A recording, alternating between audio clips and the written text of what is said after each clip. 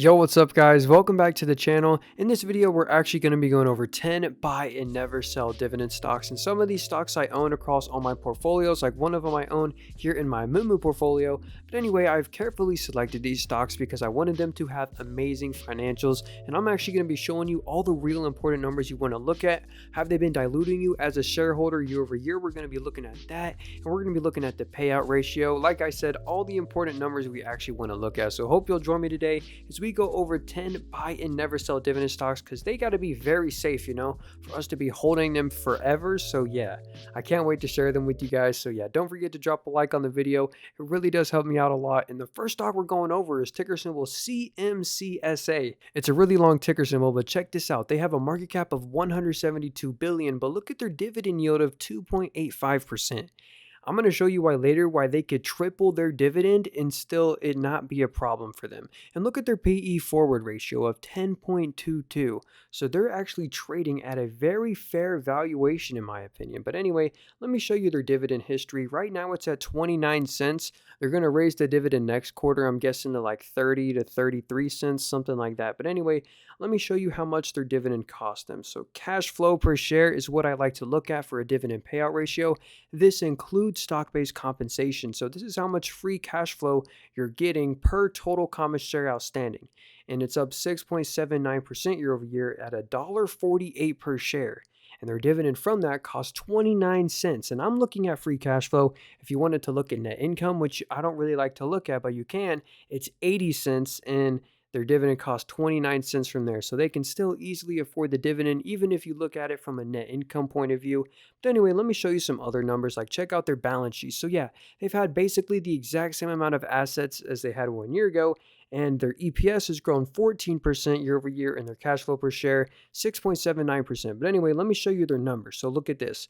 On an average quarter, they make, we'll call it $6 billion a quarter.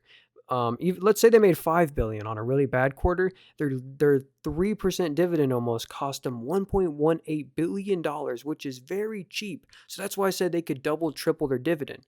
And what are they doing with all their extra money? Because didn't they make $5 billion? Well, guess what? They spent the other part of their money on stock buybacks. Yeah, they literally spent $3.52 billion, which is 3 times more than the dividend. So if we go to their total common shares outstanding, you actually own 5.72% more of the company. So if you add the stock buybacks and the dividend, this company is technically paying you a roughly 9% dividend. So that is absolutely crazy. This company is just a cash flow machine. They can easily pay off all their debt slowly if they choose. They wanted to do that right away. But like I said, this one is one of my favorites. I don't hear a lot of people talking about it, and I don't own this one, but I'm really considering adding this one to the watch list. All right, guys, the next dividend stock is another one of those stocks that could right now literally triple their dividend right now, no problem. And that's ticker symbol CSX, which is one of the railroad stocks. So they have a fantastic moat. There ain't going to be any new railroads, but check this out. They right now have a dividend of 12 cents. And while that might not seem that crazy, like the dividend yield is only 1.26%, but it cost them 12 cents, and their cash flow per share is on a bad quarter 61 cents. So they could quadruple their dividend and still afford it. So let me actually break that down for you. Look at their cash flows down here. On a very bad quarter, they made $1.23 billion. All right. So $1.23 billion, and their dividend cost $216 million. And what are they doing with the rest of their money? Well, they're actually buying back a bunch of their own stock. Check this out. Like 581 million in the most recent quarter. They usually buy back $1 billion worth of shares a quarter, which is crazy. So that's like the market cap right now is $74 billion. So yeah, if we go and look at their total common shares outstanding, you actually own now 5.21% more of the company. So not only do you have a dividend, but you also have a non-cash dividend when they buy back their own shares, which I love when companies do. And that's why this stock is at all-time highs. And I still don't have a problem with buying it, because the financials are just so safe and so good that this dividend will never get cut. Hashtag not financial advice. All right, guys, the next dividend stock we're going over is ticker symbol EOG or Eog Resources, and I actually own this stock in my MooMoo portfolio. roughly $1,000 worth of the shares. And that's my portfolio where once I buy a stock, I will never sell it. But so let me actually tell you why I love Eog Resources so much. Even though it's a commodity and natural gas stock, I still love it because of its financial condition. So they have a history of paying out these huge, amazing special dividends. That means they just make so much money, so much cash flow that they just pay out special dividends. But right now, their natural growing dividend went from 82 cents to 91 cents. So, and that yield right now is just over 3%. It's 3.01%. And that doesn't include the special dividends. So let me actually show you their financials. So their cash flow per share on a bad quarter was $3.91. So no matter what, they can easily afford the 91-cent dividend.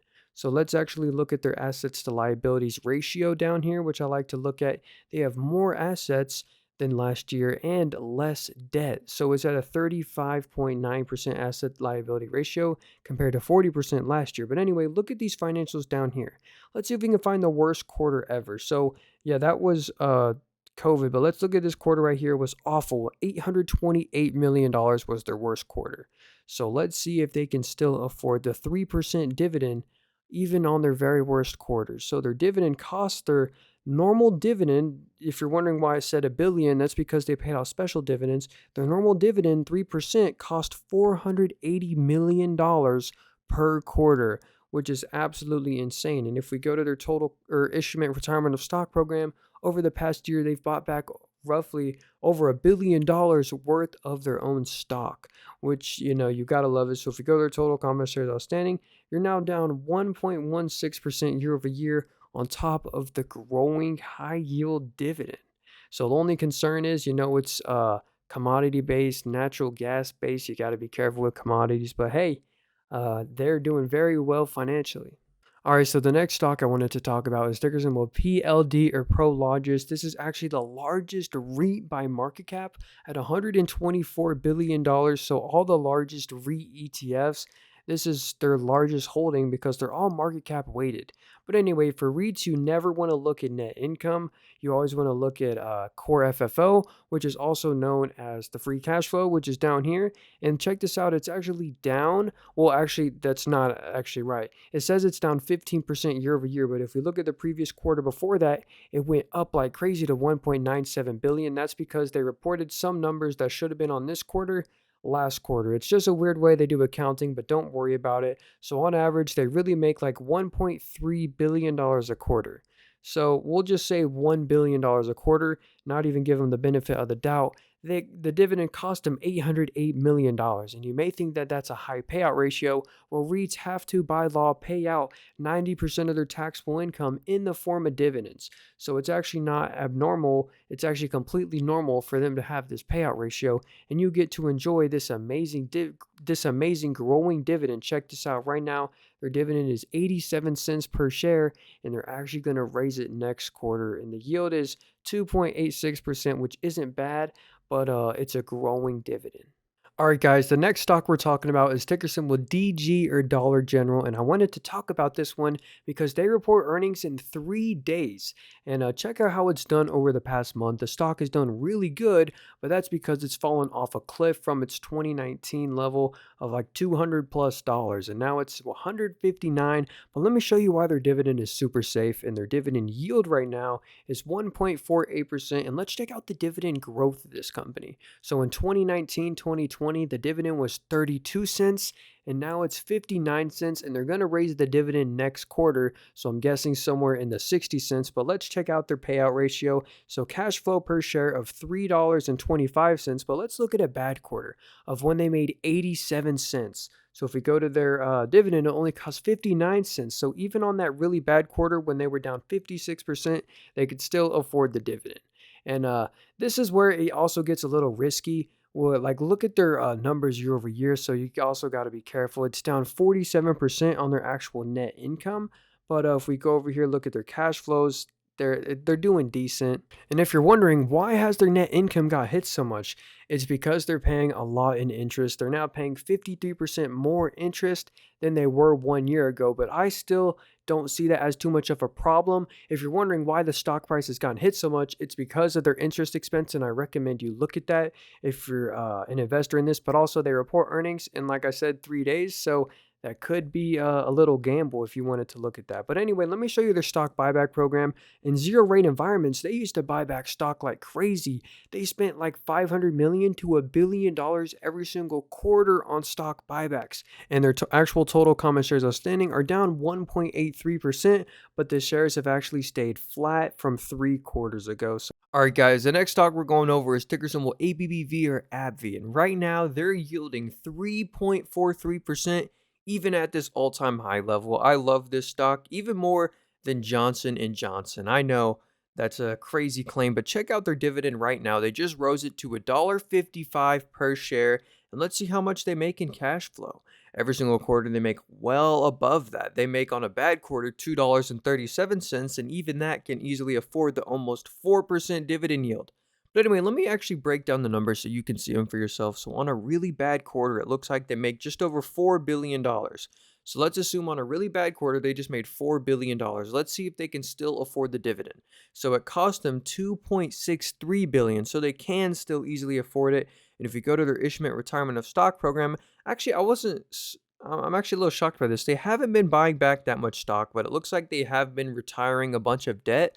Like they retired $1.8 billion worth of debt. So if we go to their long-term debt, okay, wow, their long-term debt is down 11.74% year over year.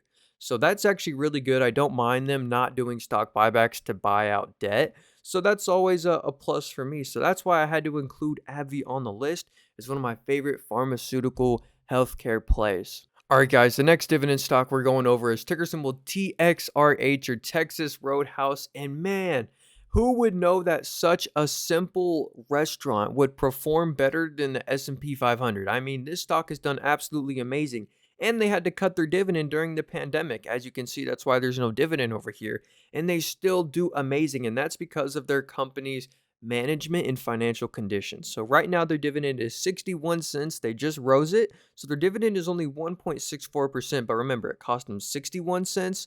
And their cash flow is always well above 61 cents. And here's also their net income, which is up 21% year over year, which is crazy. But if you go down here to their cash flows, they make on average, let's just say on a really bad quarter, $100 million. So let's see how much their dividend costs from that. So their dividend literally only costs $36 million, so they could easily afford to double their dividend right now if they wanted to. But that's not the smart thing to do because check this out. Right now they have zero debt at all. If we go to their cash on hand, they got $104 million of cash, which isn't bad. But here's what they're doing. They are interest positive, like they're not paying interest. That's because they have no debt. And Ishment Retirement of Stock. So they even have a stock buyback program. They're buying, anywhere from $6 million to $10 million worth of stock. So that's pretty cool. All right, guys. So the next stock we're going over has got to be the ultimate dividend growth stock. And let me show you actually why this is. There's no other company with a better dividend growth rate than AMT. Look at the dividend history. And what you'll notice is they actually raised their dividend quarterly. So they're literally raising their dividend every single quarter. And we can scroll back down to as far as we can go. And they've always been doing that since 2014. They were raising their dividend every single quarter. So it's over a decade that they've been doing this. And let's see if they can afford the dividend. So check this out. On a really bad quarter, they make $2.29, all right? This was us comparing back to 2019.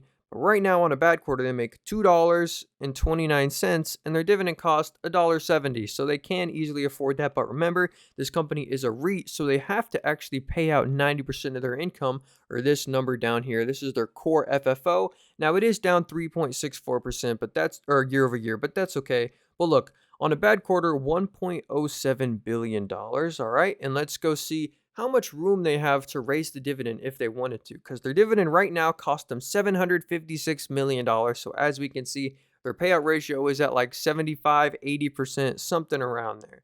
So yeah, that's why I really like ticker symbol AMT. It's for their dividend growth rate. All right, guys, another stock I wanted to include it is a BDC, and this one is Ares Capital. I believe it's the biggest BDC, and BDCs are very similar to REITs. They actually have to pay out this dividend by law, so they have abnormally high dividend yields. That's why the yield is 9.34%. So let's actually go check if it's sustainable, and let's check out the dividend growth. So it looks like they've chilled it at 48 cents for more than 4 quarters. So there's no dividend growth to this company, which is okay because the dividend yield is already 9.34%. And I don't think anyone's going to complain about that. But let's go check out the actual numbers. And what you want to look at for BDCs is actually the operating income. This is what you want to look at for a payout ratio. So let's see. On a bad quarter, they made $292 million. All right. So let's see how much their dividend costs from that. And they're going to have a high payout ratio, but the payout ratio should never be over 100%. So the dividend literally cost them $263 million. And if we go to their total common shares outstanding, you actually have been diluted 12.14% year over year. So that might be something you want to be concerned about. Look how much stock they're issuing every single quarter, like 200 million worth, which is roughly how much the dividend costs. So basically they're issuing 12% more shares every year, but you're also getting a 9% dividend. So it's a little something you just want to be careful of with these BDCs. But overall, the financial condition of ARCC, I really like. All right, guys, the last stock I wanted to include on the list is ticker symbol TXN or Texas Instruments. Don't forget to drop a like on the video if you made it this far. It really does help me out a lot. But right now, even at this really high price, they have a dividend yield of 2.99%, so we'll just call it 3%. And here is their dividend history. From 2019, the dividend was 90 cents. Now it's $1.30. So, hey, that's pretty good growth for a 3% dividend. But let's check out their cash flow per share on a bad quarter, which is down 45% year over year. Yikes, it's $1.27, and actually their dividend cost them $1.30. So this one you might almost want to have some caution with, because that 1 quarter they literally couldn't afford the dividend. But let's actually look at that. So they made $1.16 billion. All right. So let's see how much their dividend costs from that. And it's not like they have to pay out this dividend. They just have a really high payout ratio. But their dividend cost them $1.18 billion every single quarter. And have they been buying back stock? Well, it looks like they used to buy back a ton of stock, and now they've kind of slowed it in the most recent quarters. Let's see if they're getting hit by high interest rate expenses. Yeah, man, look at this. Last year they were paying $60 million in interest. Now they're paying $100 million. So hey, if you want to check on your company, make sure you see how much interest expense they're paying. Thank you guys so much for watching. My name is Nathan Robert. Hope you have a great rest of your day. If you want to see my stock portfolio and every single one of my holdings in my 18K stock portfolio, check it out up here. But anyway, hope you guys have a great rest of your day.